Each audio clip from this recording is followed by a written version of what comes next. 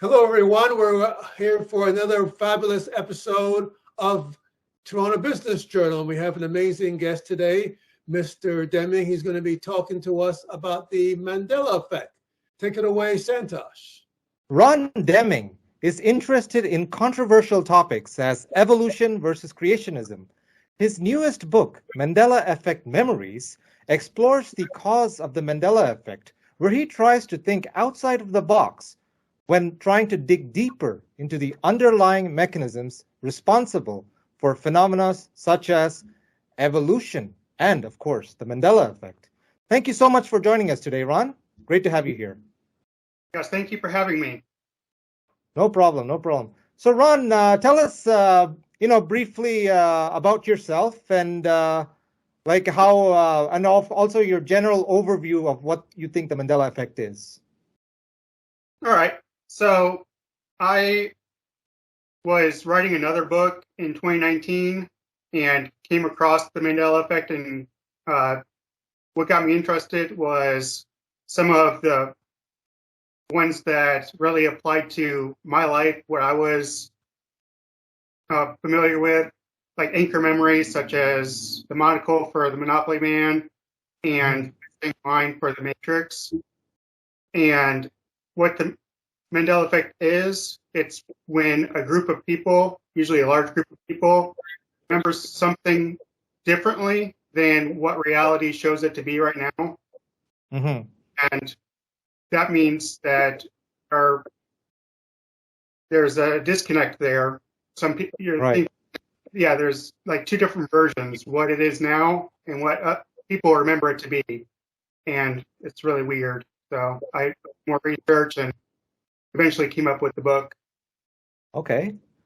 Oh, yeah, it's very weird because it seems like it's like all the people are remembering it the exact same way, especially all those pop culture references like movies or like, historical facts and things like that. Now, of course, there's also a different side to the Mandela Effect. There's also personal life stuff, like maybe you run into a friend or someone who claims he's your friend, but you never met him before in your life.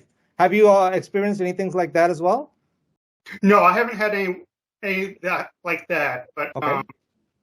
I focused just on the ones that were affecting a large group.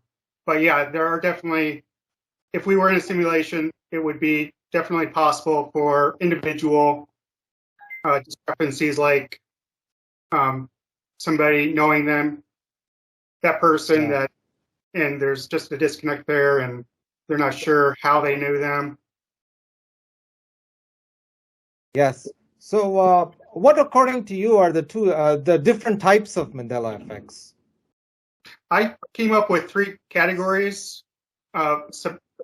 Substitutions are like little things like in pop culture where a line changes, such as "Luke, I am your father," changing to "No, I am your father."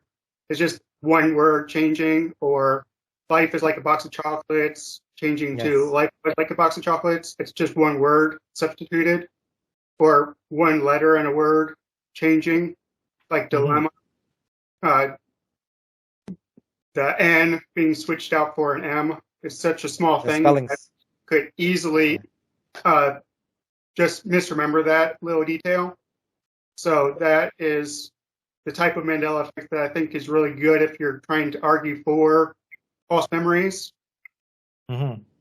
The second category is Mandela shifts, which are bigger changes, such as like during business, where the sunglasses disappear and the color of the shirt changes.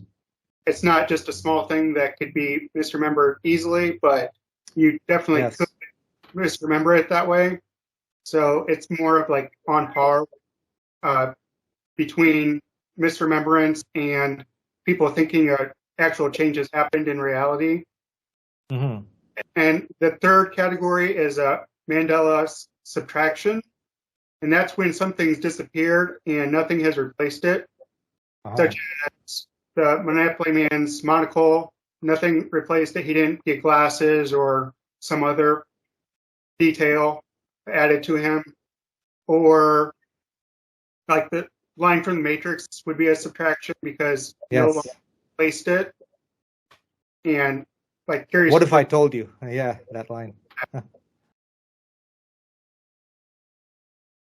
So those are the three different types of Mandela effects I came up with, but no one else has been using those categories yet. But I think it's helpful to break them down into different types. I really like that. Ray, you have anything to add to that? Yes. So you had mentioned that the Mandela effect being a sort of simulation. So who or what do you think is responsible for this simulation, or what Santosh sometimes called realm? Who's or what is responsible for the simulation? Like is it intelligent design, or what do you think is going on? Like what are the architects of the simulation? Yeah, I definitely think it's intelligence based, like beings that are very intelligent, that have technology way beyond what we have. And I believe that they are outside of the simulation, and I have no idea what that would be like or what they would be like. I don't know if there are descendants that come up with like ancestor simulations, or if it's a simulation that's just looking at different outcomes or parameters in the universe and seeing what happens. There are a lot of different ways that it could happen, and there's no way to actually go outside the simulation that I know of. So it would just be guessing right now. Yeah, from my experience and experiences people I've spoken to who have also experienced the Mandela effect, I started, noticing, like, once, that as soon as we entered into 2013, family became completely different. I know a lot of people who've experienced the Mandela effect have experienced that, relatives, friends, all completely different. Like there's been some kind of, it's like alien body snatchers or some kind of substitution. Yes. So do you think that that people who are experiencing the Mandela effect, that we maybe have been human beings abducted into some simulation for some kind of observation experience, just like how we as humans would put animals in their conservation areas and study them in some similar habitat, but it's not their original natural habitat? Like, do you have any insights on that? I don't think it's like that. I think we're all just part of the same simulation, and errors happen within that simulation that would cause those discrepancies in what people remember versus what they're experiencing now. But yeah, I don't. What makes me think that is the wide variation in which Mandela effects affect each person. If we were individualized like that, I think there would be a lot more similarities between groups. You would have clear-cut groupings of people from each either reality or wherever they were snatched from, and we don't really see that. It's like a mashup of different Mandela effects that affect each person. So the sun used to be, for example, experience of people who have had the Mandela effect used to yellow, and now it's like this white shining object of like a big LSD light in the sky. So what would explain something like the sun being a yellow, warm yellow color to being much larger and white all of a sudden, and other people not even noticing that or seeing that the sun to them has always been like that white big object in the sky? What would explain something like that? Okay, yeah, that's a good question. So I think that the sun actually changed because I believe that the whole universe is within the simulation. And if you've heard of cognitive dissonance, where there's two different ideas that are competing with each other. And so what I think is going on is one side is winning out above the other. So if, let's say, you have the memory of the yellow sun and the white sun, one of those memories is going to win out. Maybe you have Oh, experience with the sun, so you have a bias towards accepting that programming. And if you're not sure, it could be like 50-50 chance, or you might not even notice it until somebody brings it up. And then that cognitive dissonance kicks in. And that's where people see that like download happening. I think it's yeah. like a struggle within their mind trying to figure out which one that they accept. And then from now on, their memory matches that.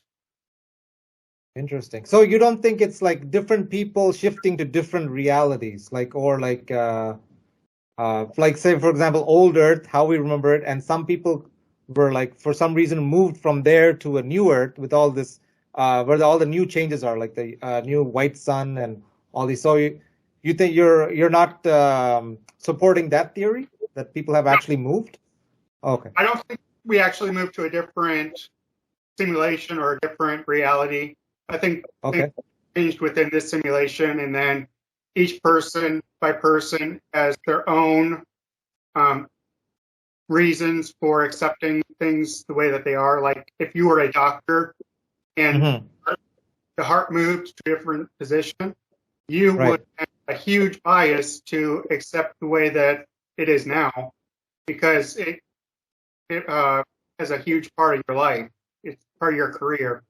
So person that doesn't have that, they might remember it the old way because that's just the way that their mind chooses to accept it. It could be also something to do with fear, right? They're just afraid of like, noticing this, it's too much for them. So their just mind can't process it.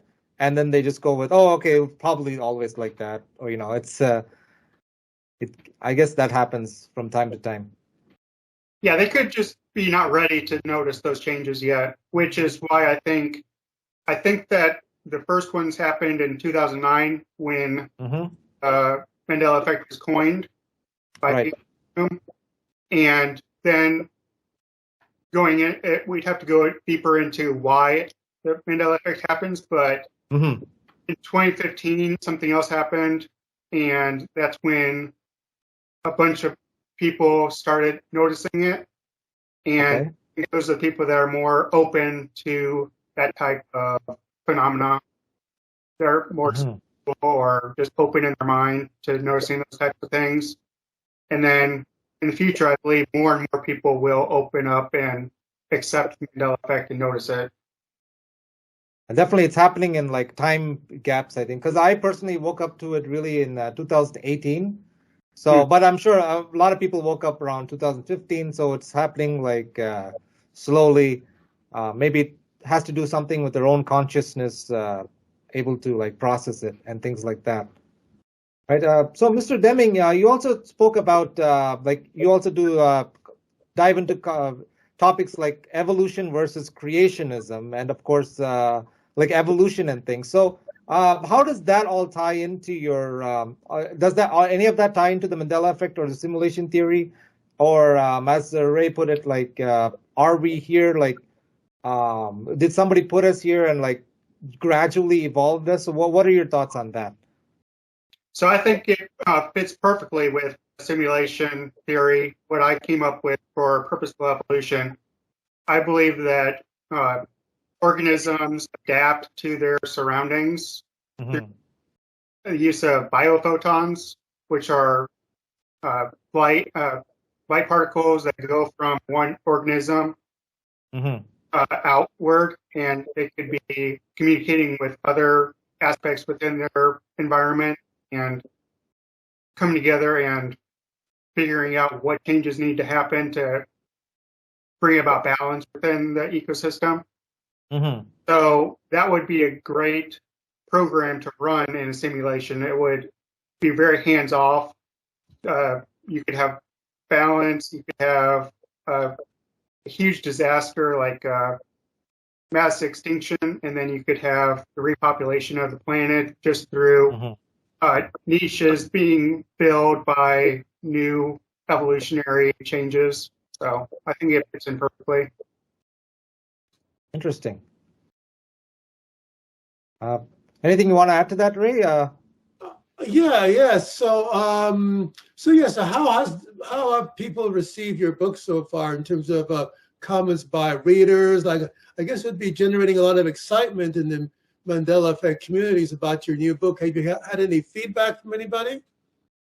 No, I'm hoping that people that read it will give their feedback through reviews on my book. Hmm. I, I have gotten a couple of 5-star reviews, but I'm not sure why Oh, good.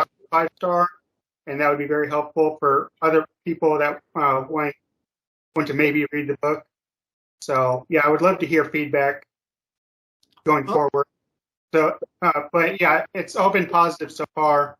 I had somebody read it and they were very, very impressed and amazed. But I would like that to spread out and so more people can know about it and hopefully get more feedback about what they disagree with or adding to it and stuff like that. yeah. That's So, wonderful. so what sort of I guess in terms of the writing of the book, are they mostly from your sort of personal experience, introspective, or have you kind of informally you talk to other people in the Mandela Effect communities about their experiences and use that to sort of build on your sort of interpretation of the Mandela Effect? I mostly just utilized Reddit and YouTube videos to see what Hmm. the community thought and looking at comments on those YouTube videos to see what they thought and arguments back and forth about whether it's misremembrance or the changes that Yeah, happened. So I got a lot of good ideas from there and went from there, built on top of that, and came up with my own ideas of why I thought it was happening. awesome. Awesome.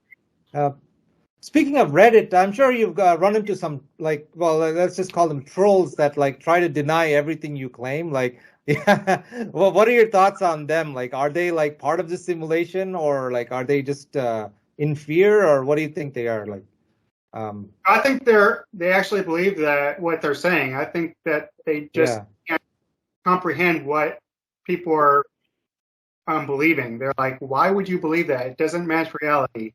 And I think yeah. they're trying to help. They're so confused about why people would believe it.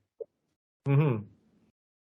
Yeah, but it seems that they're dedicated to making sure that nobody will accept. I had a friend on Facebook. I had to unfriend, like, because almost every post he was making on Facebook after a while was like, "Oh, you Mandela effect people are such stupid idiots." Like, it was unbelievable. Like how does he dedicate like half, I don't know, so much time to denying something? It's incredible. Yes. So where can one where can readers get out and buy your book, because it's an amazing book, I'm sure our viewers watching us, this, about talking about the Mandela Effect will want to know how to buy Mandela Effect Memory. So where, like, do you have a website, or what is the easiest way to buy your book? It's only available on Amazon right now. Oh, And, okay. Okay. and it is available for free if you have a subscription there to read the books. Oh, very good. So you can just read part of it to see if you like it or not. So the book is Mandela Effect. So they would just like do a Google search, Mandela Effect Memories, and they would just go to a link and they would check out and buy your book there on the Yep. site. Yep. What sort of in terms of interviews or that you've done on Mandela Effect, what would you like to share about a Mandela Effect that you might not have shared before, which will give some insight to people who are experiencing the Mandela Effect? Like, what's sort of thoughts you might want to share with other people out there who are experiencing the Mandela Effect, who are wanting to buy your book? Anything which you might not have shared before, anything you might want to add to our sort of interview that you haven't sort of touched on already? Um, Mostly what I don't share is because it's so complex. I don't want to miss Yeah. in my explanation that makes it um, confusing and such. But um, one thing that, if you're interested in quantum mechanics and the multiverse, I go Mhm. into why I think that is not the case and why um, it is most likely a simulation instead.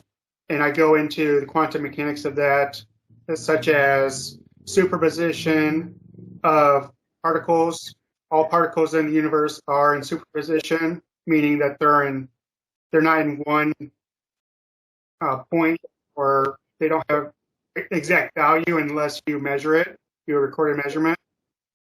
And one accepted idea about the multiverse is that all of the possible outcomes actually do happen. So if you wave function, each outcome from that wave function becomes its own universe.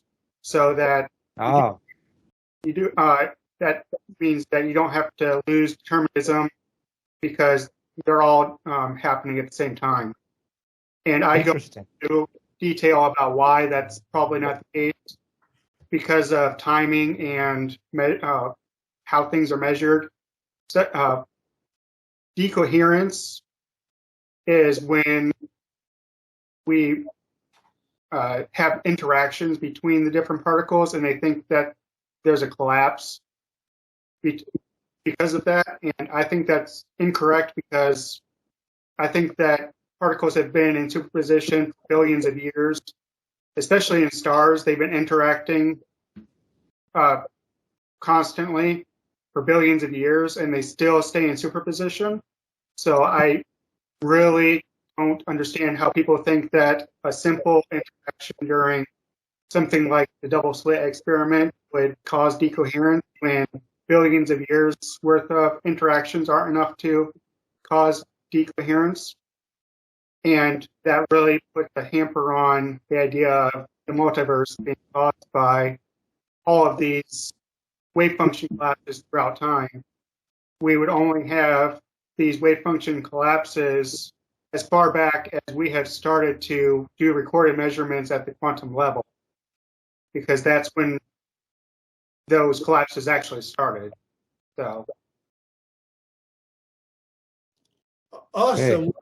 Well, awesome. We'll definitely have some amazing insights.